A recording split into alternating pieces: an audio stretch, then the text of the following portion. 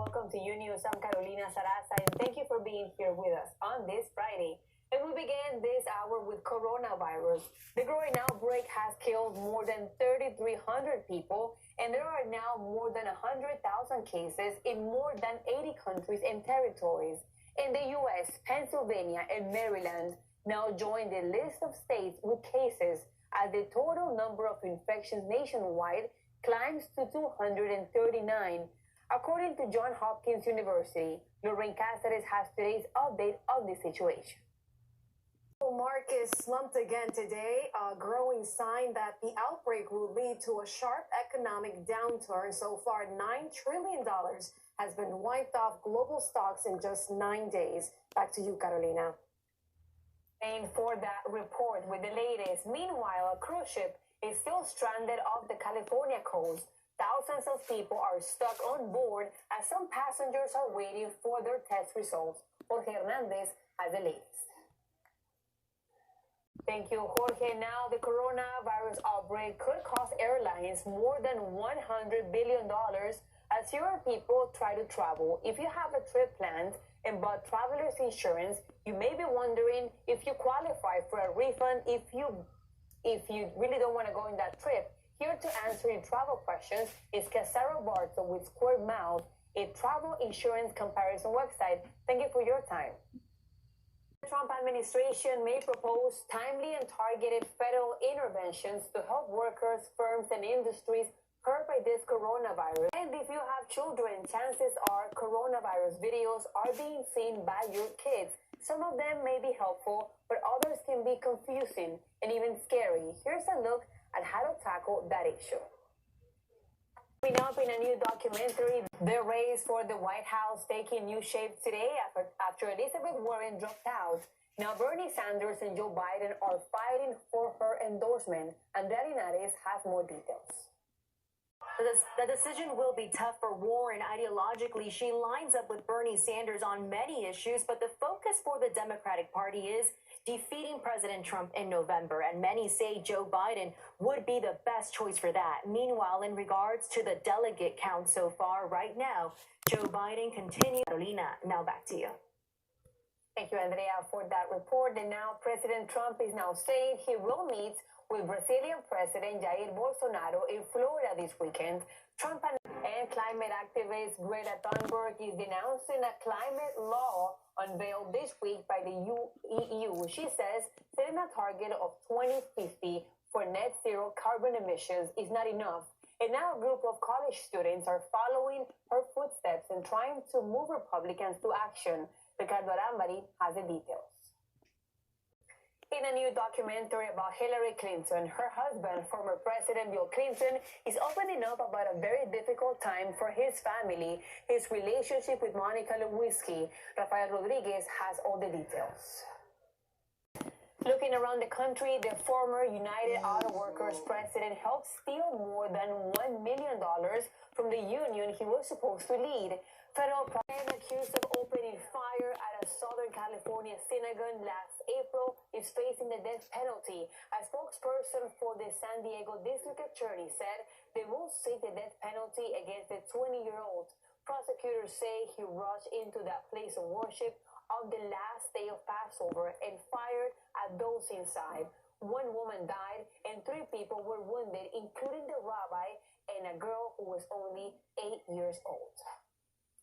And now to Wisconsin, where a community is rallying around a biracial couple who were the recipients of hate mail. Sarassa has the full story. Also in Wisconsin, a pilot is in the hospital after a small airplane flipped at a regional airport. It happened. A former school district employee in Pennsylvania is facing charges. Authorities say she sent scandalous photos and text messages to a teenage student. Yania Ponte has the details.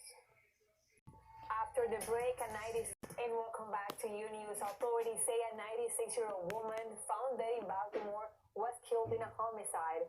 The report, the mother of 2 missing children from Idaho, is in court today. Her kids have not been seen in months. That woman and her husband fled from Idaho shortly after an investigation began. Giselle Robles has the update. Now, Valo's husband, Chad Daybell, currently is not facing any charges. When we come back, a group of young Mexican children rode their own tickets to the U.S. after winning an international writing contest where their dreams of sharing their stories abroad have been frozen through no fault of their own. Tanya Noriega has more. And now to the latest on Harry and Meghan's final royal tour. The couple is making their first public appearance together since announcing the royal exit and reflecting on what it's like to be back in the UK. Azul Alvarez has more details. Thank you, Azul. Still ahead, CB. In today's tech report, concerns over coronavirus spread to the dating world. But first, how tech companies are dealing with the outbreak. Here's Annabelle Sedano. Heather, that's right, and we begin with this. Some of the big tech companies aren't taking any chances with coronavirus. Amazon, Facebook, and Google are taking steps to avoid the virus. Amazon, for example, is recommending some employees in Washington state to work from home until the end of the month. Meanwhile, Facebook and Google have also asked their staff in San Francisco to work from home. Moving on to this one, Tinder is asking its users to take precautions amid the coronavirus. The dating app is using pop-up alerts to remind its users to stay safe. With the phrase, your well-being is our number one priority. The app also has various safety tips with links for the World Health Organization. They include carrying hand sanitizer and avoiding touching your face. And finally, give yourself a break from your cell phone tonight. Today is National Day of Unplugging. The 24-hour event begins at sundown until sundown Saturday. It's a chance to remember what life was like before cell phones and tablets, or to teach kids about those good old days. Participants can take a pledge to unplug, ironically, on social media. So yeah, guys, let's do it. Let's just get rid of our cell phones, at least for one day. I can do it. Can you do it? I'm Annabelle Sedano, and that was your Daily Dose of Tech News. Have a good one, guys. A Colombian actress making history, and Jilly from Philly strikes again. Sabrina Alvarez has a look at the trending topics of this week. Thank you. So for the first top trending story of this week, there's a phrase that fits perfectly. And as the saying goes, behind every man, there's a strong woman. Joe Biden of the talent show's 15 seasons judging panel besides Simon Cowell, Howie Mandel, and Heidi Klum. Back to you. And when we come back, did you ever think... Welcome back to News. A 100-year-old North Carolina woman went to jail. The reason? She wanted to celebrate her 100th birthday there. Ruth Bryant, interesting way to celebrate, but...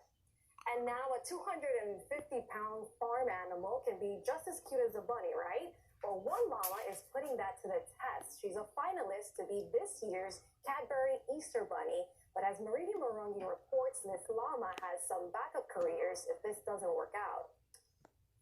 That is one cute llama. It was definitely my favorite part of my trip to Peru. And now moving on, get ready to dunk or twist today. That's because it's National Oreo Cookie Day. One of them earlier, at least that's my trick, to not be wagging on Monday. But we hope you enjoy your weekend. I'm Lorraine Caceres in for Carolina Sarassa. Please have a safe weekend, and we'll see you back here on Monday with a lot more headlines, of course.